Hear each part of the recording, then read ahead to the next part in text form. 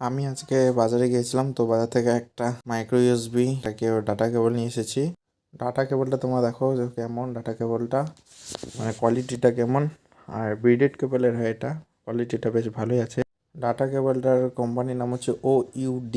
তো এটা ছিল ডাটা কেবলটার প্যাকেজিং। ভিতরে মশলাটাকে একবার দেখে নেওয়া যাক। হচ্ছে ডাটা কেবলটা হোয়াইট কালারের। এটা হচ্ছে আমার ডাটা কেবলটা। তো এবার ডাটা কেবলটাকে চেক করা যাক। ডাটা কেবলটাকে চেক করার জন্য পাওয়ার ব্যাঙ্ক লাগবে। এই যে পাওয়ার ব্যাঙ্ক এখানে ইনপুট করে নিই।